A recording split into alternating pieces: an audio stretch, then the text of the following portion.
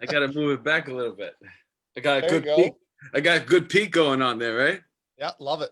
It's I'm good. 53. Are you kidding me? That's awesome. Fucking 53. I still got the peak. What are we talking? All right, guys, we are live. Hey, what's up, everybody? We're live. Okay, Yeah, here we we're go. live. Fucking, what do I have to say? We're fucking live. How many times do I have to say we're live? Fucking live. I'm a little rusty, man. I've been away. If everybody look, Aruba, man, Aruba in the house. Yeah, Aruba, he's got COVID-19, but he's in his own room, so I don't care. Well, I got tested 20 times within a week. So I'm clean. I'm ready to go. I'm clean as a whistle. What's up, everybody, and welcome to another episode of Police Off the Cuff After Hours. My name is Mark DeMeo. I'm with my co-host here, my partner in all things law enforcement, the very handsome Bill Cannon. What's up, Bill? I love that introduction. I love to be introduced as the very handsome Bill Cannon. The very handsome Bill. And we if have. I ever lose my looks, then I'll have to, give this shit up. You're good. You got a couple more years in you. We got a young stud on the show with us, a very handsome guy. He's got blue eyes. I didn't even notice that in the picture at first. He's coming to us by way of Manitoba, Canada. Oh. His name is Adam Kinakin. He is the manager director of, I hope I'm saying it right, IlEETA Summit Inc. And he's the founder of IlEETA International. It's called the International Enforcement Training Summit. He also has a very podcast. It's rated #1. It's called Tactical Breakdown Podcast. And it's basically for instructors and trainers in law enforcement, military, and emergency response. He's got 6 years in the Canadian Forces. And he joins us tonight to talk to us about his training program. What's up, Adam? How are you? Boys, thank you so much for having me. I'm good. Adam, that's a hell of a fucking beard you have, man. Holy shit. You've been Hey, up listen, in the if North we're going to Country, start getting frisky already, I don't know how an hour is going to go. Are you hunting bear up in the North Country or what? Always something to hunt up. Hunting season just opened. What are you hunting now up there? Usually deer or elk. Depends. Elk. Yeah. How big are the elk up in Manitoba? What's that? How big are the elk up in Manitoba? They're fairly large. We have a lot of people that come up to Canada from the US to hunt. A lot. So do you have to get the one elk for the season to feed your family through the winter? Yeah, usually it lasts me the winter. Yeah. Sometimes but you don't have to get it. Like, if you don't get the elk, it's not like the Kinakin family's not eating for the winter, right? That's right. Yeah. Usually it ends up getting piecemealed out to 14 different people. But now now I'll just be like, sorry, man, the elk had COVID. I couldn't give it to you. Are you a fisherman too? You doing some ice?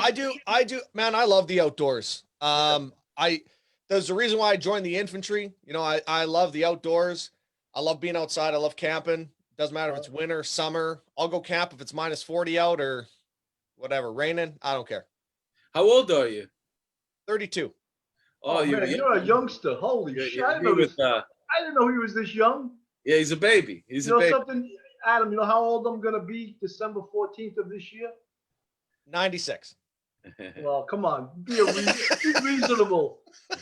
You'll never get invited back if you take that posture. Oh, well, I thought you said it was fair game, man. I thought you said it was fair game. I didn't know you were so sensitive about it. I'm not sensitive. Bill's approaching 60, right? 64 I'm going to be. Oh, really? Yeah. Fuck, man. I don't even know I don't know how long I could do the show with you. You're right. There's not that many years left. Looking for a replacement. I'm going to have to start recruiting some replacements. Yeah, but then you'll never get anyone like me. You get some young listen, we got to get somebody to fill the seat, though. When I'm 53. I'm 53. I constantly have to keep moving the camera back to get all my hair in.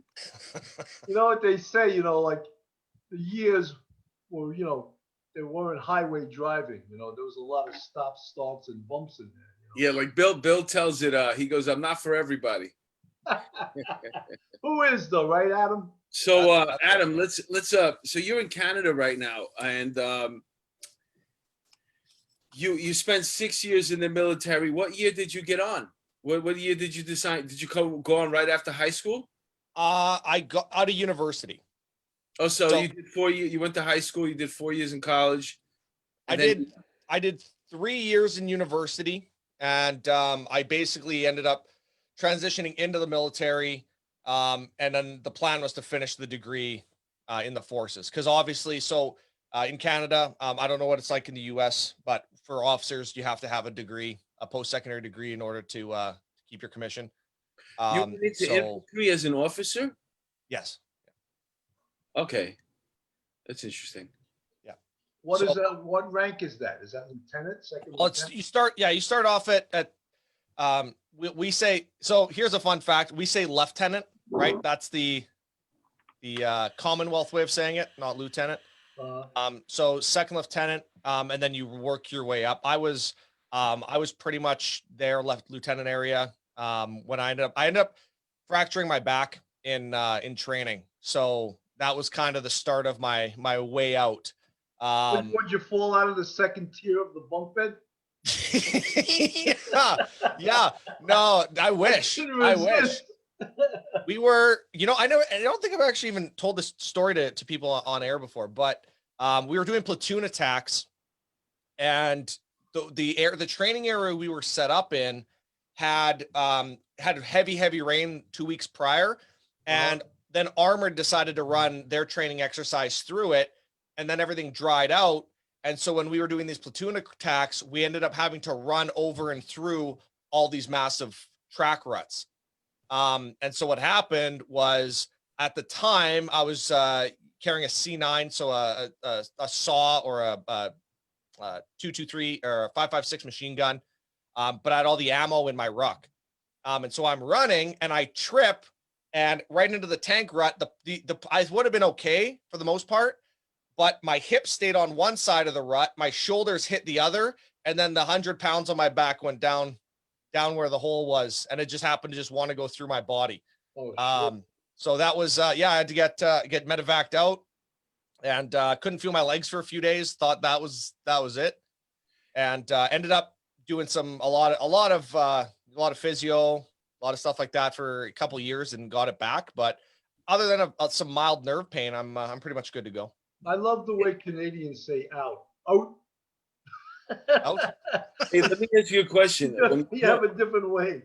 When you joined the Canadian military, yeah, it's a little bit different than joining like the American military. And in that, what I'm saying is that if you join the military in America, there's a good chance you might go to war. Yes. If you join the military in Canada, are you really expected to go to war? Or are you just like doing it like, we're going to practice whatever? I mean, Canada is like, doesn't really get involved in wars. Well, we probably beg to differ, but okay, let me ask you a question. Canadians in Afghanistan. How many countries has Canadian troops right now in them right now? Actively? You know what? I'm going to tell you right now. Canada has the #1 Canadian troops in it right now. Oh yeah, and we don't have that many. Here's a fun fact. You have more special operations or special forces trained soldiers in the United States than we have members of our military. All right. Well, that's good in a way. I'm not putting it down, but I'm just saying, if you join the military, my son, he's in a nursing program right now. And I was like, why don't you just go into the military? Because you go in it as an officer, you got your undergrad degree, and you come out and they pay for your graduate education. Yeah, if you want to be a nurse or a dentist, whatever the fuck you want, from that point on, they'll pay for it. You're just obligated to serve like maybe 2 years and go. After that, you have to go back every year for a certain amount of years. But at the end, you'll get a pension. And, you serve in your country. But the only problem there is you're sending your son off to the possibility that he might go to a place where they're actually fighting. Yeah, well, I mean, I would say that out of the guys that I went through basic and then common army phase training and infantry officer phase training, I would say probably 70 or 80% of them ended up going to Afghanistan. Oh, wow. There was quite my buddy, like for example, we're in a lot of other places, right? So one of my closest friends just got back from the deployment in the Ukraine. Where they do a lot of like psyops and CIMIC type work, and a lot of government work. So we do a lot of things. We just do things a little bit differently, right? I think you know, you asked how many countries we're in. I think we're maybe in 20, 30. Oh, okay. But listen, we do, but sometimes that's a posting of one or two people, or maybe it's an officer that's advising, you know, a foreign military power or something. Are you guys in Newark, New Jersey? We probably got somebody stashed in there somewhere. hey, I That was listen, meant to be a Adam, ball-breaking joke. I'm just fucking around, Adam. Oh, dude, it's all good. No, I have no idea. I just know that the sentiment is, you know, that America is always involved in wars, and Canada is not. You know, Canada is more. They're just not involved in wars the way we are. They don't start skirmishes. They're not antagonizing, fucking with other countries. The standing thing is that we're peacekeepers, right? That's the active term that we like to use is peacekeepers. But that's changed also, right? The war in the Middle East changed that for a lot of countries, right? A lot of Commonwealth countries, you know, Britain, Australia, they have those special ops teams. They've done a lot of work in a lot of places. Just like we have with the guys at the Hill up here, our JTF team, and CSOR, they do a lot of work overseas still, right? They're still out there kicking indoors. So it's interesting for sure. I mean, you guys have the largest military power in the world, right? Yeah, you can say that again. So you guys have the largest military power in the world. But it is, you know, here's the thing though. It's interesting. And I don't ever talk politics on my show. But it was super interesting to me just from a world standpoint. Those peace deals that Trump was able to get signed in the Middle East. I never thought I would see that in my lifetime. I thought that was really cool. What? I never heard of that. Where did you hear that? So here's a fun fact. No, I don't listen to U.S. news media.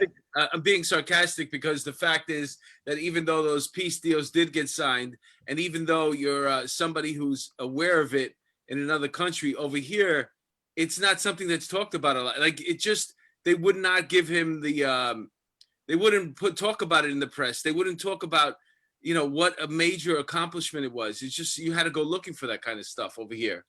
Right. Any victory that Trump had was downplayed by the media or not talked about it at all, which is probably the biggest corruption there is in the media, is reporting through omission, just simply not reporting on things that you don't agree with, you know? You know, it's funny. There's a lot of, cause I mean, I'm talking, all the guys that I talk to are usually in the US mostly every day. And there's so much stuff going on with your election, and I don't pick side. I don't care one side or the other. It really doesn't matter. It doesn't matter to me. I'm up here. I don't have to worry about it.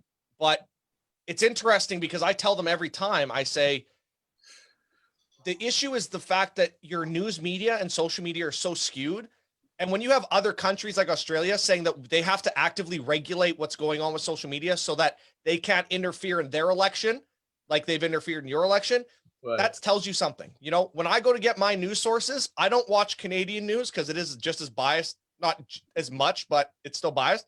But American news is I don't even know why people would watch it. It's kind of like watching you know, like a fucking reality TV, right? Where it's like, you think it's real, but really it's scripted.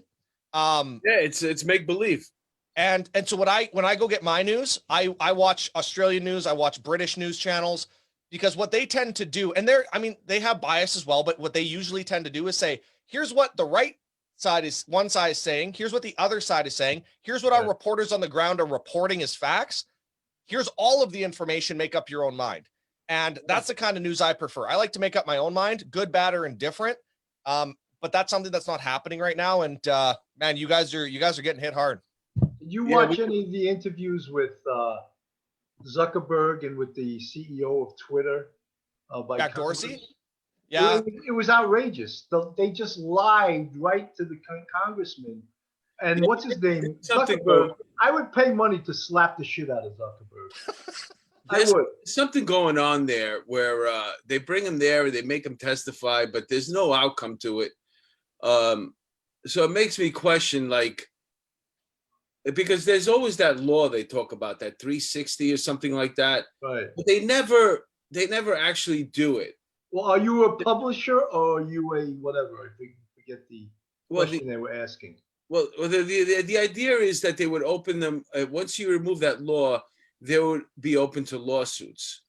So you seem like it would be a given. Like we keep threatening them we keep threatening them, the big tech with these with that idea that they're going to be open to lawsuits, but they never do it. They never keep going with it. So there has to be something there that if they did that would open up another can of worms on the other end that we can't. Well, it's because of corruption. They got billions and they're paying one side money to not regulate them. They need to be regulated. They really do. And I never thought I would ever say that, but they need to be regulated. Or you need to catch up and create your own news outlets. From what I heard, and we heard this too, Bill, early on, we heard that the Trumps were creating a network. Yes. And we kind of sort of minimized, or somebody minimized the information, because I was listening to that guy, I don't even know, he's the Indian guy, Delosa, whatever the fuck his name is. But he was talking about an interview that Trump asked him, what should I do after this? And he said, you should start a network. And I'm not talking about a network like, I'm talking about NBC. Something where you're actually creating original programming. You actually have a news network. And I think that's what's going to happen. And let me tell you something right now. You could have these next 4 years. Who the fuck wants them anyway? Because the first 8 months of that year is going to be dealing with COVID. Then you're going to have to reconstruct the economy. And the whole time you're going to be having Trump developing his fucking network on the side and critiquing every single move that you make. And then he's going to announce that he's going to run again in 2 years. So you're fucked. You're fucked. You should have just let him have the fucking 8 years. Who wants to deal with this fucking corona? Who wants to deal with building the economy back up? Just fucking let him ride it out. Let him deal with this problem. They were stupid. It's going to backfire. You make some good logical points. Right? I do. That's incredible because I smoke pot all day. You make a good point in that it's a catch-22 regardless of what happens. So it's interesting to me. You guys had mentioned like the news media. I was surprised to see how Fox News shot themselves in the foot so fast and then let it kind of bleed out. That's going to be interesting to see how that turns out. They just created Parler. Fox News created Parler. If you look at the amount of people, the record number of people that have fled right now and joined up Parler, and Parler's got to do its end and become what it possibly could be. But Fox News fucked themselves. It was so stupid what they did. They should have, first of all, they should have never announced that Arizona is winning. It was too early to call, but they're just such fucking pricks. And then they were so quick to jump off the Trump bandwagon. But they don't realize one thing. It's just that all these people were created by Trump. I mean, these fucking networks were dying. Twitter was on its fucking last leg. They were looking to sell it. And then all of a sudden, this guy starts using Twitter as his platform. It fucking reinvented it. Yep. You know what I'm saying? When he's gone, it's all fucking gone. Who gives a shit what the fuck Joe Biden has to say? Or Kamala? You think they're going to be every day? It's not going to be a news cycle what you're used to right now. You're used to looking at your fucking news cycle and it changes every 5-10 minutes. It's not going to happen like that. And the news reporters won't have to wear helmets into the news conferences. So when Trump calls them fake news, and right? Well, good luck. You know what? It's going to be funny because the only news that's going to be interesting to watch is when he's sitting at home and they go to him and they want to know what he thinks about this particular thing. And of course he's going to shit on it. Of course he's going to shit on it. He's going to make you look like an idiot. Like you said, Joe, he said, Joe, China ate your lunch. That's going to happen every day. What's scary is that Biden's talking about rejoining the Iranian nuclear deal. Didn't we just get out of that abortion? Now he wants to go back into it with John Kerry, the bouffant hairdo of Heinz Ketchup billionaire wife. Hey, let me tell you something. They want what the Democrats really want is the fucking Republicans to win the Senate, those 2 Senate seats in Georgia, because they don't have to deal with the progressives. Every time anything goes through the fucking thing, they're gonna it's going to be blocked. Any progressive view that's coming out is going to be blocked. They're scared to death of having to cater to these progressive views. I have a question for you guys. Do you think that this election cycle has shown enough to possibly move you guys out of a two-party system? Nah. No. I think it's just they're too powerful. I think it made it seem like we need a one-party system. We need a king. Send that guy over there. What is your guy? Your guy's like a king over there, right? Yeah, he's a dumbass. But he's the prime minister. He's not right? So yeah, our government works a little bit differently. Usually, I mean, we have three main parties. There's four federal main. We have provincial parties and federal parties. And so the federal parties are usually the Liberals, Conservatives, and then we have the NDP, which is the New Democratic Party, and then the Bloc Québécois, which are only in Quebec. Those are the four largest federal parties, and usually it bounces back and forth between Conservatives and Liberals, but the majority of our governments get formed as minority governments, which means when they actually sit in Parliament, they need to work with another party in order to get enough votes to get anything passed, which is really the best way in a democracy. Here's the difference, though. We have a democracy. You guys are actually a republic. And I think that's what people don't understand. It's funny how many Americans I speak with that don't understand how your actual system is built, and don't understand the actual the policies behind the way the politics are done. And that's fun for me because I get to sit there and I'm like, okay, yeah, absolutely. I really do think, though, that you guys are at a very interesting place in history. You speak with historians from around the world, and there's certain key factors that they're picking up on that's happening in the US right now that is a precursors to major political shifts. And so I just hope that the doomsday scenario doesn't play out, that everybody I speak with, because I mean, we're in the law enforcement field, so everybody I talk to is like, I'm ready for the war. Let's get after it. Yeah. I hope that doesn't happen. Like, that's at the end of the day, that's kind of going to be worst case scenario for everybody. But well, Adam, when you see that, I guess Biden got 73 million votes. Yeah. Trump got 71 million. That's almost split right down the middle. And what was crazy in New York, one of the things that we saw was that they boarded up all the stores in anticipation of Trump winning. But guess what? Biden won, so there was no violence. But had Trump won, all of these violent fringe groups would have been out there tearing up the city, and that's disturbing, because I think that you'd have to be an idiot not to think that the Democratic Party somehow supported this violence and somehow backed it up. When they deny that Antifa even exists, I have a problem with that. Yeah. I mean, I don't know. I don't know what's going to happen. You guys will find out in everything gets certified by the 16th, right? December 16th. And then you guys actually have inauguration on January 20th. See, as a Canadian, I know more about your the way your elections work more than most of your citizens. Because it's like a freaking soap opera. It is. It's really better than anything on TV right now. The Democratic Party would probably be better off if whatever investigation, because that lady, Sidney Powell, she's a beast. The one who's running this show, and she's talking about how in Venezuela, in China, I think it might be Germany too, they use the same exact system that they used over here in America, that the Dominion voting machines. Yeah, and how, if you could show a pattern that in all three elections, shit shut down at 12:30 at night, and that's when all the extra votes came in, which is exactly what they did in this country. But now here's the point. Do you do that? Does all that come to fruition prior?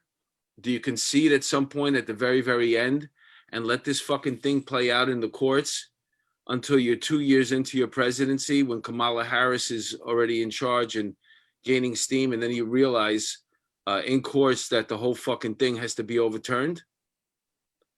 What are you going to do then?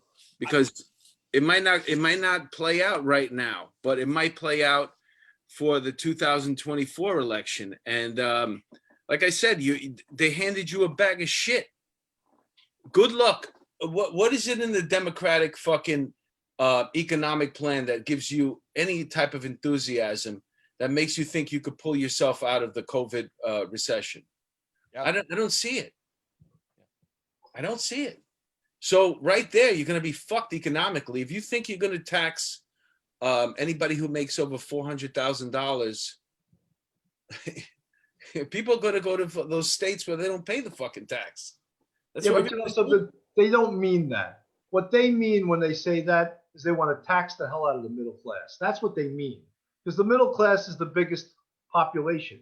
So when they say they want to tax people making over 400, they're full of shit. They want to tax John Q. mailman, John Q. cop, John Q. fireman, John Q. school teacher. That's where the money is. Well, that's where that fucking thing with the college comes in, because, you know, like as a dad right now with my son who's in nursing school, like it would be great if he could get 50,000 taken off of a $120,000 fucking dollar program that he's in. You know what I'm saying? But the reality is, I'm going to wind up paying for that, because that money is just a way to separate, like, give money to academics and fuck them, the blue collar people. That's all that is. Yeah. Anyway, let's talk about the training. Yeah, I thought Anyways, enough about, yeah.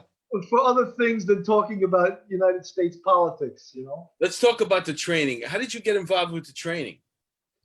Well, I've always been an instructor. Like, I mean, my background, I did martial arts my whole life. I like to fight competitively, semi-competitively. What kind of martial arts? What was your first? Jiu-Jitsu, Mark. If you would have read his bio, it said Jiu-Jitsu. Oh, the first black belt you got, it was in Jiu-Jitsu? First martial art I studied was actually called Sunpa. It was a hybrid art based in the Philippines culture, based off of Sikaran. I used to do Kali. Yeah. And I used to do Kali because I used to do Jeet Kune Do. Oh, yes. And I liked Kali a lot. Kali was I liked the stick fighting. Yeah, it's a great art. They're all great arts. Sticks are fun. I love sticks. I literally have them 2 feet away from me. Yeah. I used to have a stick by me too all the time. I just have them just to get used to keeping them in my hands. Like this. Yeah. Yeah. Listen, if we're talking about you having a stick in your hand all the time, I think that's a completely different interview. That's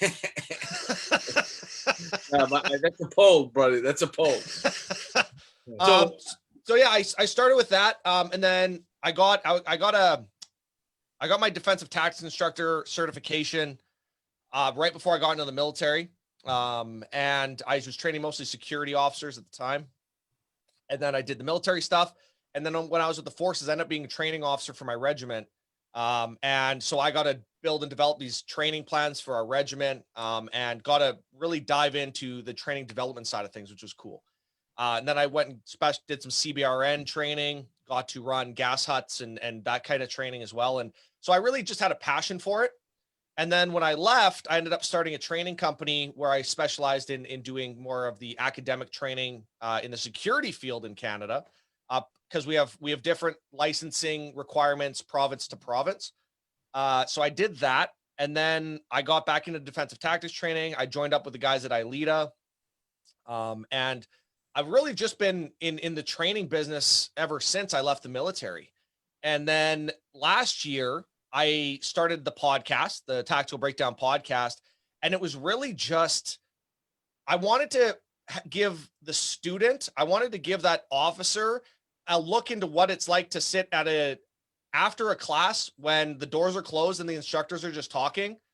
I wanted to give them access to that, where we sit down and we say, all right, what went good in this training? What went bad? What could we do better? What's coming next? Those types of conversations, because that's where all the context happens, right? We never give the student how we actually came up with the reason why we're teaching you what we're teaching you. And so that was the basis of it. And I'm lucky. And everything that's happened with the podcast, with the summits and everything, that's not because of me. That's because I'm lucky enough to be connected with some of the best instructors in the world. Let me ask you a question here. What's that? Let me ask you a question. You're Sure. watching the riots that were happening here in America. Yep. You're a training guy. Yep. What do we do wrong? Dude, I don't do public order. I have a few guys for that actually. I was just speaking with an expert out of New York. I won't say his name on here because I don't want to just throw him under the bus, but we're going to be talking about putting an actual training package together for use of force for public order units based off of everything that's happened because of the riots. So here's what I'll tell you.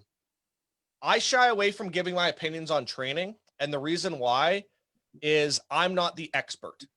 If you were to ask me a question about something that I know intimately, I would probably give you my opinion on it. But when it's something that there's other people that know a lot more than I do, I usually, and this is what we do with our whole thing, is I say, listen, man, if you have a question about that, I know the exact person that you need to talk to, and I'll send you to the Bill Lewinsky's. I'll send you to the Eric Daigles. I'll send you to, whoever it is, and say, here's the expert. You need to talk to them. And I think that's the problem in training right now, is that we have all these trainers that think that they know everything, or that they're like, I know enough to give my opinion on this or to train people in this, but they don't ever go outside the box and get additional information. Adam, Right? you know something? Let me just stop you for a second. I'll tell you what the NYPD did wrong during those riots.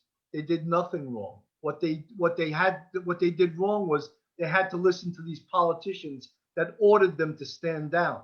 The NYPD can take a riot, could end a riot in a half hour anywhere, and they have the training to do that. But if you cut their balls off and don't let them do what they were trained to do, they stand there like the Chicago police being pelted with fireworks. Yeah. And that's a problem of leadership and politicians ordering the police not to do their job. Training isn't gonna prevent that. I wasn't specifically talking about New York. As a whole, I would say New York handled it very well, because we had, I think right after the George Floyd thing, we had 2 nights where it was completely out of control. They were riding in the streets here and just breaking into a liquor store, whatever they wanted. And they were told to stand down by the asshole. Well, but my point is this: here in America, you have other states where it's continued to go on. Over here, we went back. We had 2-3 days of crazy shit. Maybe something pops up here and there, but you got Seattle, you got Portland. These places, it's every single night now for months. Mm-hmm. So, and they're coming from other states. So, I mean, either you want them there because you're not doing anything. Look at Florida. Well, I don't even know if it's Florida. Which state it was? Maybe it was. If you commit a crime and you're crossing state lines to do it, I think it was Florida that it's a mandatory sentence or something like that. Florida's been very, very progressive as far as. They have Ron DeSantis, who's a Republican. Oh yeah. He's doing the marvelous every state thing. Run by the Democrats. They had an axe to grind. They wanted the riots to go on. I firmly believe that. When you mentioned Antifa to Biden, he said, "Oh, it's only a concept." Oh, really? It's a concept that did billions of dollars worth of damage in cities. That concept you're talking about. Yeah, well, the concept of pallets of bricks being delivered to a riot center, a concept of people arriving in buses that were all identified as Antifa, and that cost money to do that, a concept that they were all dressed the same, a concept that they were armed with mace, and other weapons. Oh, that just happened. There was no training. There was no organization. It was just a concept. Well, this is the world that we're living in right now. We have a situation where we're questioning our election over here. Mm-hmm. There's even anybody would have to say, okay, if I'm looking at a list of dead people that voted, all right, that might be a problem, but we're talking, how many could there be? And then we hear this thing about the Dominion and this, okay. So we're living in a world right now where we won't even look at that. Like, it doesn't matter. We're willing to give up our election process over here just for an outcome. And, you know, at that point right now, how bad do you want to win? You know, I mean, it's like you're fucking up the whole thing right now. Just to go back to your point about what the issue was, I think that one of the biggest issues is that people are conflicting the two ideas that the police are the government and the government are the police, and that's not the case. And I think that's one of the biggest issues, right? Is and the leadership component is also, I mean, it's difficult to be a frontline officer when you know that no matter what you do, you're fucked. Because when they come if you do something good, or even if you do something good, right, the media is going to be against you. And if you do something bad, you know your chief doesn't have your back. Or if you do something good, the chief doesn't have your back. So that comes from the fact that people are coming from out of state.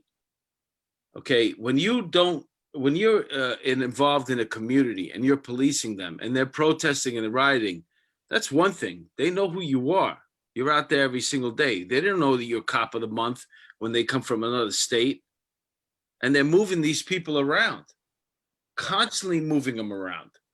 So if they get arrested here, they got a break over there. You know, they just move them around. And that's the problem. They don't care how good of a cop you are in your community. It doesn't matter. You represent the government right now. You represent you're just a pawn in the whole fucking thing of it. It has really nothing to do with you. Well, you know, Adam, when I saw, and I'm sure you saw this too, when I saw the Chicago police being pelted with fireworks, rockets being fired at them, and they weren't allowed to respond to that, I was like, why are they even there? Yeah. Are they there to be the target of these protesters for the government? I really questioned that. Like, what's the point of even having them there if they're not allowed to respond to the rioters? And you've also seen certain mayors and certain governors have taken the tools away from the police. For example, tear gas, rubber bullets, you know, things to get large riots under control. They've taken those helicopters. That they're not allowed to use them. In New York City, they never used mounted in any of these riots. Mounted is very, you know, it's very effective. That's their job. There's our RCMP have a fantastic program for mounted police public order stuff. It's awesome. I mean, you guys have it. You're one of the few places that does have like full mounted units, which is really cool. Yeah, you guys have a crazy thing, like in the movie The Untouchables when you were coming over the bridge. This ain't a movie, for fuck's sake. We do, you know, we do live it. That was them though. That was the Royal Canadian Mounted Police, and they were coming over the bridge and they were stopping. What the fuck is the guy's name? Not Al Capone. Was Al Capone there? No, you're talking about Sean Connery played that cop in that. Yeah. They were all sitting there waiting for the booze to come through. Like that really happened, right? We wasting the whole FBI on one shipment of booze coming from Canada. For sure. You know, Adam, one of the things I just wanted to talk about, and I'm sure you've been trained with this, and there's a big unit or a big move in policing all over the world in regards to de-escalation of force. Yeah. And one of the things that you have, and I think all cops should be trained in it, is jiu-jitsu. Because when you get someone under control using jiu-jitsu, it doesn't look as bad as if you're hitting someone. And you can get someone under control because they can feel you want to comment about that? No, please go ahead. I'll let you finish your. No, you're the expert. I just think that cops should be trained in jiu-jitsu. Yeah, well, first of all, I am in no way, shape, or form an expert when it comes to jiu-jitsu, but in the context of what you're speaking, there is definite benefits to understanding how to control somebody else's body with your body. Right. That's, you know, it's funny. I did a podcast with one of my close buddies up here, Chris Butler, who's one of the top use of force experts that I know in North America. And we ended up the new policy from that came out in New York. We ended up talking about the diaphragm law. No pressure on a prone suspect. It's ridiculous. It's funny. When I saw it the first time, I said I thought that was an actual hoax video. I thought it was like somebody did a spoof video, like, you can't do this anymore. You can't do this anymore. And then it was like, no, this is a real video. I was like, you're fucking kidding me, right? Yeah. Like, it's almost like people don't understand how these situations play out. So if I have a very, very combative person and I'm trying to control them, one of the easiest ways for me to do that is to put my body weight onto their body when they're proned out. Of course. Can we have the discussion about not putting a knee or a smaller object onto a vital part of the body? Absolutely, we can have that conversation. No problem. But if I'm putting my weight onto somebody's diaphragm, not necessarily the diaphragm, on their rib cage, anywhere up top, you know, we understand positional asphyxiation. That documentation has been out for a long time. I know that if I'm fighting somebody who's completely gassed, who already is having a hard time breathing, and I'm having a hard time breathing, there is a risk that if I'm trying to control them on the ground, that I'm not holding enough of my weight off of them, and I'm actually going to restrict their breathing, but not to the point where it's going to kill them. Right. So we understand the science behind it. The problem is that you have policymakers that make knee-jerk decisions because they say, we can't do this because it looks bad. What they don't see is now an officer has a combative subject, they get them down. What happens? Here's a scenario. What if the officer tackled that person and they're down on the ground and now they can't put body weight on them, but the guy's got a gun tucked into his crotch, and now all of a sudden he has the ability to pull the gun out and fire? Or what happens when the officer's working by himself? He can't control that person. He gets sucker punched or something because he wasn't able to get rid of that or to resolve the situation quickly enough. Or heaven forbid, he says, I can't deal with this person on my own, and he goes to escalate force, and then all of a sudden one thing leads to another and he ends up shooting the person when simply lying on the guy would have solved it from the get-go. Right. Well, but nobody has these discussions. Also, is the press always likes to say the officer shot an unarmed man, but when someone fights the police, they have the potential to get armed by taking the officer's weapon. You saw the video that came out where the guy was obviously charging the officer with a knife. Yeah. And they were like, you know, police officer shoot, you know, mentally ill, whatever it was. Not police officer shot a dude who was running at him and was going to stab him in the throat with a knife. Yes, right. Well, that just kills your whole argument, because you can't look at that and as a reasonable person, knowing what law enforcement's job is, and argue that. But the fact that they're willing to riot over that means it doesn't matter. It does not matter. If you take any type of police action, even if nobody was hurt, but the person got arrested, it's proven. Like the NYPD showed up with a van. Somebody jumped out, grabbed somebody, threw him in the van. And they were like, oh, they didn't identify themselves. They don't have to. Who the fuck do they have to identify themselves? The civilians in the street? It was a clean arrest. They got somebody who was wanted. What I was referring to was the warrant unit had a picture of someone they were looking for who was wanted for several crimes, and they took the guy off the street, and in seconds. Yeah, in an arrest that was totally by the book, and the actual mayor of New York City objected to how they did their job. Why? Because it was perfectly executed, because the person didn't have a right to argue their arrest. What they want to do right now is they want to put you in a situation where every single time you're going to make an arrest, you have a right to argue your arrest in the street. It's not the way it works.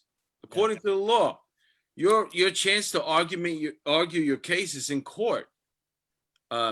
If like, for example, if you said that person robbed me and then they put a gun to my face and they took my stuff, and then we went and based off of your statement, we crawled up on this guy, we saw him there. Are you sure? I'm 100% sure. We go out, we grab him in another police van, throw him in cuffs. We're going to bring him back to the precinct. Nobody got hurt. It was a surprise attack. What they want is they want you to stop in the middle of the street and say, hey, listen, we have somebody that says that you arrested them, and create a scenario where we can get a group of people out and we can negotiate the terms of your arrest. The problem is they're confusing the enforcement arm with the judiciary. Yeah. right? That's the issue. People seem to think it's like, that's not how this system works, right? Not As yet. an officer, I'm here because I have reasonable grounds to believe you did something. So I'm going to detain you. And now we're going to go through the process of you proving through a judiciary, I can't speak today. Judiciary that you didn't do what we think you did. And if you can prove it, then you're good. See you later. And if you can't, you go to jail. This is what police work is going to be right here. You're going to come up to me and you're going to tell me you got robbed by Bill. And I'm going to say, okay, sign this statement. And then I'm going to go up to Bill and I'm going to be like, Bill, Adam says that you robbed him. Here is your statement. You have to appear in court on this date. And that's what's going to be it. Well, there's not going to be any more arrests. Well, it'll be safer for everybody then. That's fine. Well, you know, Adam, I just read something where a whole bunch of professors from John Jay, under the direction of Jeremy Travis, who used to be the president of John Jay College, they all got together with their peanut brains, all these PhDs, and came up with this plan how you could reduce violence in neighborhoods without the police. Without the police. And part of it was paying people to do nothing. That was one of their suggestions. You know what? Another one was investing in youth, which I agree with. That's a good thing, right? And of course, alcoholism, domestic, but basically what it was, it's the liberal left-wing thing of just pour money into the neighborhoods, you know? You know what my favorite thing that I've seen come out of this on that topic exactly was I was watching a video and it was a compilation and it was like, first person was like, these communities don't want police there. You're oppressing them, all this kind of stuff. And then it'll flip to somebody from the community and be like, we want more police. Yeah.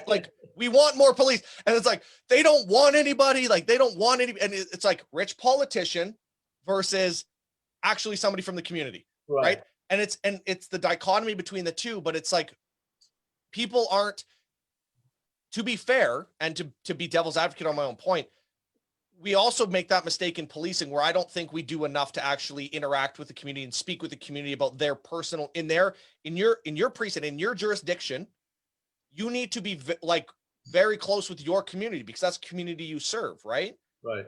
And so the problem is that people want these wholesale changes of here's the implicit bias training that you have to take. And here's the de-escalation training that you have to take. And here's the rubber stamp that means that you're going to be a good officer from here on out. A good officer in New York isn't going to be a good officer in Akron, Ohio, isn't going to be a good officer in Miami, Florida, because the communities are all completely different. Right. And so you're basically saying there's no national, you can't have you can't have a national standard for that. That's ridiculous. All right. That's interesting. Hey, let me ask you a question because I always disagree with people on this. Oregon decided that they were going to legalize drugs. And I was like 100% for it. And I'll tell you why. And they're legalizing everything, heroin, meth. Because here's the thing. If you're a drug addict somewhere and your only problem is that you keep getting arrested for drugs, why wouldn't you move to Oregon? Do you know how many drug addicts will So your argument is that you're glad that they did it so that... Listen to me. The United States is formed on one purpose, that every state can have their own rules, right? And then we form under this union. So if you want to be the state that is completely legal to drugs, then here are our drug addicts. Go, just go there. Go. You know that Michael Bloomberg, when he was mayor, he had this program where if you were homeless, he would buy you a one-way ticket to anywhere in the country. Well, the idea, fly them. You want to go to Hawaii? Sure, here's a ticket, but you can't come back. Well, the idea in that is that you, for example, this is my problem with the shelter system, and the shelter system, because I worked in warrants, I saw the flaw in it, and that you can't get a steady bed. Okay, if you're going through a hard time right now, whatever, it's like that movie with Will Smith with his son. You know, every day you got to go stand on a line somewhere to get a bed. And I was like, if you're going through a hard time right now, you're going through a divorce, you just can't afford your first apartment, because a lot of these people, these guys that are in the shelters, I had this one guy with his tools, man. He was like, yo, I got to take my tools with me. I'm like, you can't, you're going back to court. And he was like, nah, because they're going to steal the tools. So I held his fucking tools with him. He's just going through a divorce. He's paying for his kids in school. They go to private school. He couldn't afford to get his own apartment yet. He's just trying to get on his feet. It's not the end of the world. The fact that there's some people that need a little bit of a handout. We don't have to keep them moving around. And that's the problem with the system. They want to tell you something nice, but they won't fucking set up a way where you can have a place to lay your head. God forbid you're on hard times. Yeah. Well, look at what's happening in California. I mean, you see pictures of what's happening in LA with like the homeless encampments. Yeah. I don't know how that's going to play out, but it's rough, right? It's such a hard conversation to have, right? Cause it's like there's so many different things that it's like, to your point, people just want to throw money at it. They say, if we just throw a bunch of money at this community, they'll be fine. But it's like, it goes back to the old adage, right? If you give a man a fish, right? That the whole saying, it's the exact same thing. I can give him a shit ton of money, but guess what's going to happen next year? You're going to have to do it again. What's going to happen next year? Have to do it again. Yeah. That's why I'm so pro Oregon, because if you give a man some meth, he'll get the fuck out of New York. I get it. Yeah. Listen, I understand. Not only that, but they should give it away.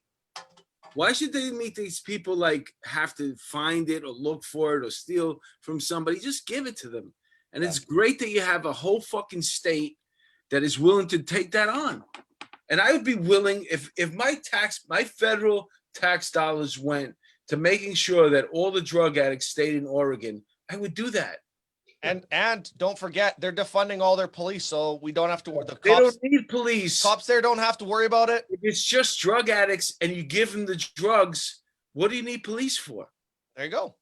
Because they're all going to rob each other and kill each other. No, but the whole thing with the drugs is that they have to find a way to get it. And usually if they don't have the money, they're going to steal. So if you just eliminate that and you give them the drugs and you just have one place where all the drug addicts can live in harmony, let them fucking go there. There is an economical case to be made from like an economics perspective that legalizing drugs actually benefits the communities.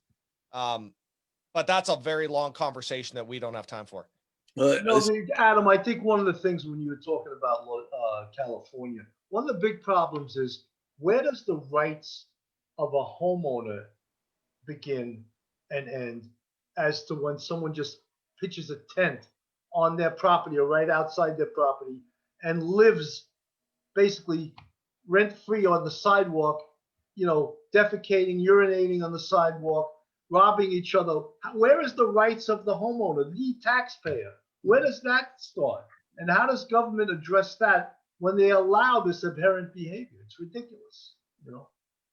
I hope that's a rhetorical question, because I do not have an answer for it. No, I was asking you, well, it is a rhetorical question, but my thing is that that's not okay, because what I sort of learned through my police career was that homelessness was not a problem of lack of housing.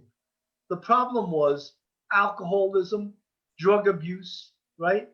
And crime, and not having a home was, and also mental illness.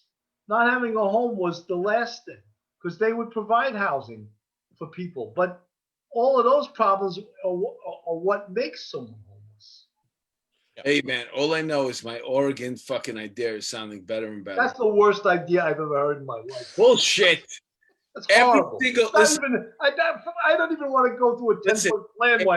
Listen, if you're convicted of anything that has to do with drugs, you'll get a fucking ticket to go to fucking Oregon, and you can go there and listen, all your federal dollars goes to fucking Oregon and housing these people. And if you wanted to just live a life where you did drugs all day, you could just go there and live there, and you have a fucking bed and you can get your drugs. And that's what all the drug addicts would be.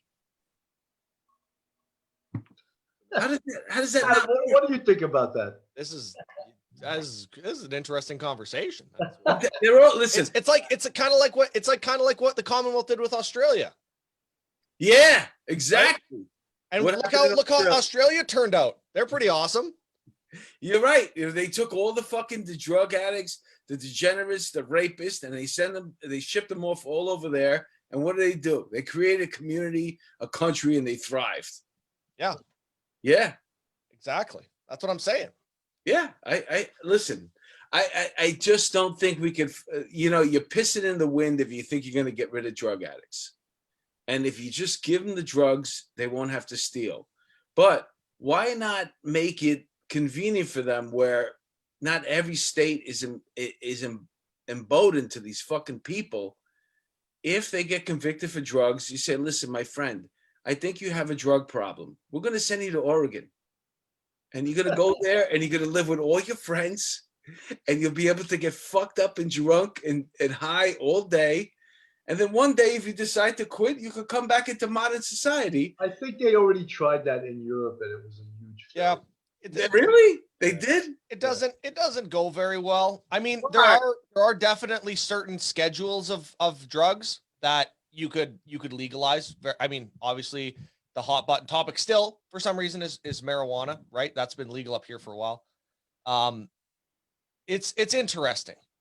It's an interesting conversation, man. I don't know what to tell you. I think even with marijuana, it's like, I don't care if people use marijuana. I really don't care. And I think it should be, legalized. But how about when they use it driving an automobile? Is that okay? Isn't that driving an automobile impaired or intoxicated? That's bullshit, man. Because what are you doing? How many? You're in the left lane. You're fucking driving really slow. You're not bothering nobody. It is true. So we've had a lot of conversations I've had with, obviously my friends up here, because it's interesting when they do an intox and it's for marijuana. It's a lot different, right? It's not like you pull the drunk out of the car and they're fighting with you. It's like, oh man, can I bring my potato chips with me? Yeah, really? Oh, okay. I used to work with drunk driving. It's a completely different argument. And yeah, you're right. It's usually because they're going like way slower than they should be going. Yeah, they're overcautious. They put their blinker on. They're waiting for 6 cars to go by. They see a light vaguely at the end of They're like, I'm waiting for a green light, dude. You're at a stop sign. Yeah. Oh. Let me ask you something. Is there a defund the police? Oh yeah. In Canada? Yeah. Lots. It's happening in Canada? Every major city. Yeah. Wow. In fact, in Calgary, I was just reading, they wanted to fund by, I think it was like 40%. What do they think is going to happen if they do that? I don't know. Listen, Matt, here's the thing. I don't know what's going to happen. I'm concerned that so here's it's kind of like what's happening with the election in your place in the US right now, right? You're going to get what you want. Essentially, the public usually gets what they want. If the loudest voice says we want this, usually that's what's going to happen, right? That's what history tells us. Right.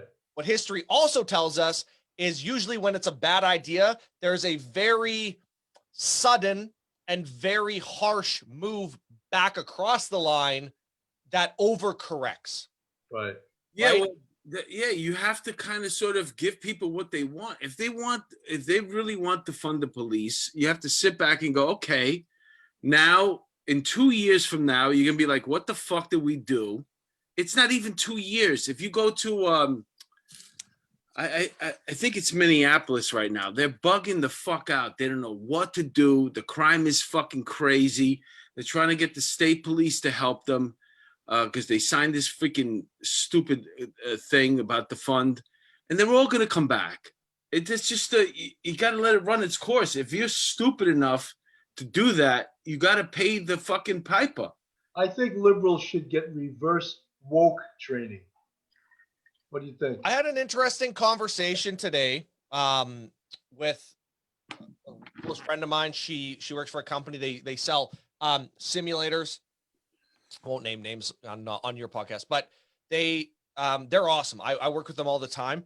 And we had the conversation that there was I can't remember what state it was, but a news reporter asked to go through this de-escalation training that the agency was putting on. So they had one of these simulators in their department. The news reporter came in and actually they put her through a cycle they put her through a couple simulations. And I guess she said that it was the most real, like emotional, visceral experience that she's ever had. And she works for a major news network, and the article hasn't come out yet, but hopefully when it comes out, it says, this is something that every politician should be doing, right? Like if you're a politician and you're on a board or a committee or something that says that we're going to be deciding whether or not we defund this department, those people should have to go through some use of force or de-escalation simulator training and just experience it. Right. And don't even put them in like the worst stuff. Just give them something middle of the road, right? There was the New York City Council, when they passed the diaphragm law, they consulted with no one. All of these young morons, leftists, they just decided that that's what they wanted. Yep. And they voted on it. And then the mayor, who's equally as bad in New York City, signed it. And now, from what we hear, they regret the day they did that, because what it led to was cops in action on lots of things because they're afraid to get arrested for doing their job. Yeah, well, go ahead. You got to give people what they want. If that's what they want, they're going to vote against it, and it's going to come, like you said, Adam, at immediately. They're going to get a taste of it, and they'll be like, "This is not working at all." So, we have a mayoral election that's coming up, and Bill is always mentioning how none of the conservative candidates look appealing, and it's probably going to be another crazy guy. I said, listen, that's not always the case, man. You'd be surprised. They'll latch on to somebody. And, we had the opportunity right now, like in New York.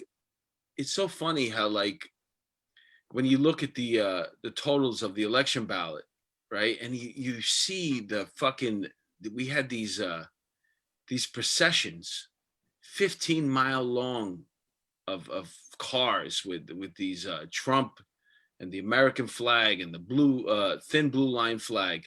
And then you look at the results of the election and it's like, where the fuck is this coming from? Like, I know New York City has a lot of people in it, but I also know a lot of people in New York City that quietly they were Trump supporters. So this whole election is like, I'm questioning it. Like, I'm like, how is that fucking possible? You know what I'm saying? Great question. I think you're going to find out on January 20th. Right? Yeah. I mean, or before, I don't know, but it's, I don't know, man. Either way, listen, it's going to be a struggle to get back to a situation where we could have an election here that's trustworthy.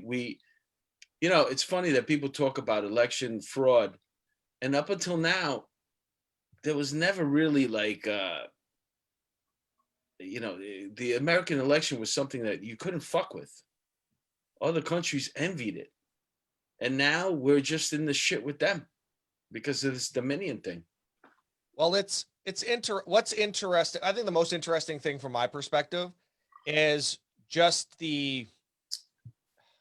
how like the Democrats, they say one thing and then they act completely differently. Mm-hmm. No, I'm not picking one side or the other, but essentially, you go back to Bush v. Gore, right? And they were like, we'll just wait for the, they let the Democrats go through and Gore did all his challenges legally. And, it ended up being what it was. But now that the shoe's on the other foot, they're like, this is ridiculous. Why won't you just concede? Why won't you do anything? And it's like, do you not remember just like 20 some years ago that you did the exact same thing? Like, well, one of the big problems is because the media is 90% against Trump. Yeah. So is Big Tech. And they're the most powerful entities right now. Every story that we get here, it always starts off on the news, president-elect, and that's actually wrong. Like, he wasn't If it's, Yeah, it hasn't been certified yet. so it's it always starts off like that. It's almost like a brainwashing technique, so people get comfortable with it, and it's like, all right, let's just move on. Well, they And had a press conference today with Giuliani and his legal team, and CNN wouldn't even cover it. good for them. No, but I'm just saying, how is that as a news Is that where you're going anyway? they wouldn't even cover it. All right, well, just go, and I guarantee you, as this thing goes further and further, it will get less coverage and less coverage, and it's going to wind up hurting. It hurts everybody in the long run, because everybody's going to want to just get back to a place where we can believe or have some trust in what we're watching, and we create a situation where people believe two different things because there's no one place where you can go for a reliable source. Like you have in Canada, you mentioned, Well, we don't, I wouldn't say we have reliable sources, but it is a little bit different up here. I would say one thing that would have helped, and to play devil's advocate on what's happened down there, I think the approach that the Republicans took was a little too far one-sided. I think if they would have come out and said, listen, here's the deal. We know there's discrepancies. We have a legal challenge that we can use because of our constitution that says we want to challenge the votes in these certain areas because of this reason. And if at the end of all of this, and you guys are transparent, and it ends up that Biden has more votes, then we will, of course, concede the election to him, but we just want it open for everybody to see. If they would have taken that approach, I think it would have maybe not, but it would have put him in a better light, rather than saying it's fraud, because it's just like on repeat, and it's really not doing any good, right? Well, so that's just my outside opinion, but there's a problem is also when the media tries to call the election. Yeah. But that's not right either, Yeah, well, they're all trying to be the first one to project. They're all trying to be the network with the experts. They can say, okay, this little place over here has a history of voting 90% Republican, so we can already give it to them. And this place over here as a Democrat, so they're already giving certain areas when they're doing their projections, and that's a problem. But at the end of the day, you know what? If you, like I mentioned earlier, if the election does stand over here, and this thing drags its way through court, do you really want a presidency where in the middle of it, right in the middle of your second year, they deem that there was a lot of fraud, we're going to have to change it for the next one, and who's paying attention to what's going on now that Kamala's running, when all she has to do is answer questions about Dominion and all these things? Are we going to use it again for this coming election? For 2 years, you got to answer the same questions, even though the machines are corrupt. Are you going to use them again? Are you going to change that's going to be a question that's going to have to be answered 2 years into, because they already start thinking about a re-election the day they get hired. Like, they have a party that night, and the next day they're already working on their re-elections. Every single politician. That's all they do. They don't worry about doing anything while they're in office. It's just about how do we get reelected. Well, I think what the Republicans were most concerned with was these write-in votes, these mail-in votes. And rightfully so. There's no way to vet that. No, they come in with truckloads of fucking shit. Conveniently, how many votes do we need? And that's the next van that's showing up with those approximate votes that we need. Not only to it's a big fucking scam. But that being said, man, so what are you working on now, Adam? Oh Jesus, lots. I mean, I like to say that I always have like 97 irons in the fire, but it really is a case. We just ran yesterday. We ran the National Emergency Responder Conference. It was a 1-day event for free for all first responders, and it was all about mental health and resiliency. So that one was awesome. It's actually still available. It will be to the end of the month. I'll shoot you guys the information if you can pass to whoever. Are you doing most of your training now via Zoom, or you? I don't. Yeah. Well, we do lots of different things. Zoom works. I use a different program called StreamYard usually because it's more of a broadcast. Yeah, I've type heard of that. Yeah. Yeah. I use Vimeo a lot. Vimeo Live, actually, if you actually have the pro version, is pretty cool too. And so, yeah, we do a lot of stuff virtually. I just had a conversation today with a TAC team up here in Canada. We're going to do a tactical conference next year, and I'm actually going to fly down, and we're going to have the instructors all come in, and we're going to record them in person and then put that online. So there's going to be a leaning now towards more of a hybrid model, I think, which is, it's kind of the best of both worlds. But yeah, we right now, everything's online. The next biggest thing that I've coming up, which is one thing that I'm super passionate about, is I'm running a summit called the International Summit on Counter Sex Trafficking. So it's a full summit. It's completely international, and it's all sex trafficking. So we have experts in the US. We have experts from the FBI, DEA, US Marshals. We have some AUSAs. We have a lot of guys that work undercover, a lot of former dev guru or tier 1 guys that worked counter overseas that are now with NGOs. We have like the RCMP. We have Interpol. Interpol, I spoke with last week. They're going to support this 100%. And so we have all these international instructors coming in. It's going to be a 2-day event. It's going to be completely free for every officer in the world. So you're going to get instruction from the best trainers in the world on counter sex trafficking, and it's going to be free for officers and agencies. So the idea is going to be to take the officer from, how does the investigation even start? When we talk sex trafficking, where does that start? Does it start with a tip? Does it start seeing something online? Is it a traffic stop? Is it whatever, right? Do officers that make traffic stops even know what human trafficking looks like? Right? Is there I mean, this is a tremendously interesting topic, and Yeah. it's a huge problem all over the world. And this is great that you're teaching line officers how to possibly spot it in areas where they wouldn't suspect it would exist. Well, that's one of the guys that is like the busiest. Is he's an FBI agent out of Ohio, and they have massive amounts of sex trafficking. And a lot of the problem is everybody thinks sex trafficking happens at the borders, right? It's not. Like, it's not. It's what gets the most news, but it happens it's prevalent everywhere. It doesn't matter if it's. Let me ask you, Adam, in Ohio, where is most of the sex trafficking? What countries are they coming from? Well, okay, listen. Full disclosure, not a sex trafficking expert, right?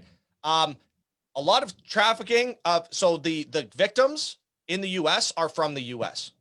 Yeah, like the very, very large percentage. Okay. Irma was talking about the gangs. They're not involved in drug dealing anymore. They're more involved in sex trafficking, the Bloods and the Crips and all that stuff.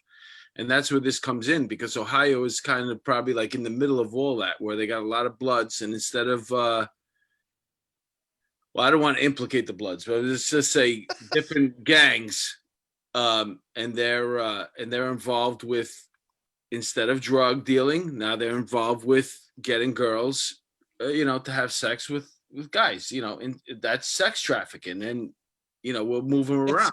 It's definitely very closely related. I have a supervisor special agent who's with the DEA in Arizona who's going to be speaking, because the drug trafficking trade and the sex trafficking trade are interlinked, right? Especially everything coming up over the border from Mexico. I'm lucky that I have, with my military connections, they put me in touch, and I actually have one of the directors for Mexican intelligence who's going to come on and talk about sex trafficking from the Mexican law enforcement perspective. Mm-hmm. We have people from the Caribbean, all over the place. But again, the idea is, and it goes back to my whole training philosophy, is that you have to get outside of your bubble, right? There's other experts. There's people that do this everywhere else in the world. Maybe there's something. Maybe if you're in Miami and you're so used to dealing with trafficking in one certain way, now somebody comes in from somewhere else in the country or a different country and says, yeah, we've had that happen with us. Here's how we handle it. And they go, I never even thought of that. And right. It's a tool. Like it's one little extra step or something that they could use to maybe help them bust a case, to get a girl back. And listen, my goal with this whole event is I want to have 100,000 officers on it within the year. That's good. Adam, let me ask, how big is your audience of your podcast? The podcast, Yeah. I wouldn't like downloads. I get around, I think it's around 10,000 a month, so it's not that big. That's man. You should see what we get. I'm just kidding. After tonight, we're gonna cut our audience in half.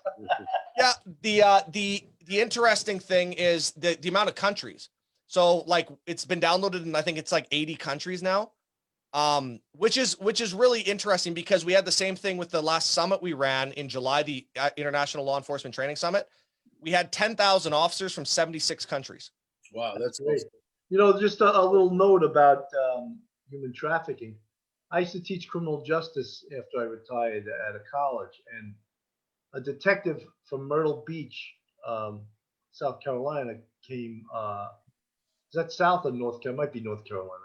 Anyway, he came to the college and he said he was trying to recruit students from the criminal justice program to go down to Myrtle Beach and go in their police department. But he had said one of their biggest problems down there was human trafficking. And I was a little shocked by that. Who would expect, Myrtle Beach, a big tourist area, to have a huge human trafficking problem? But they do. Yeah, well, that's when people go to the beach, and that's where guys pick up girls, and they give them a little drugs, and they get them involved in the whole thing. But that's for another day. We are at almost an hour and a half, and we got to do our pitch right now for our Patreon. If you enjoyed this show, please do us a favor. Visit our Patreon. It's Police Off the Cuff at patreon.com. We have a couple of tiers there that Bill is going to tell you about. We could use your support and make this, make sure. We have 3 tiers. One's for $7. That's called the bucket. Because if you only pay $7 to see us, you deserve to be called the bucket. The second one is polish my rack, and that's $9. And the premier tier is called dipped in butter.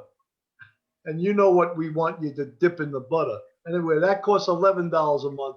And for that, you get all kinds of programming that other people don't get. And we have Mark does a show called One-on-One with Mark DeMeo, where he interviews comics and cops and interesting people one-on-one. I do a show called Real Crime Stories, and I'm up to 9 episodes actually of that, where I interview mostly NYPD detectives who have great cases that they want to talk about, homicides, kidnappings, all kinds of things like that. Or even I just had a crime scene sergeant that was talking about ballistics. Yeah, John Palucci. And really interesting stuff. So if you want to join our Patreon, it's www.patreon.com/OTC off the cuff pod 1. And that's our Patreon. And we'd love to have you as a customer. And where could we find you, Adam? Yeah, well, we've kind of amalgamated everything under the IlEETA network. So it's very simple. It's ILET.network. So IlEETA.network. We're going to have all of the events. So all of the events that we've talked about that we've had in the past that we're going to have.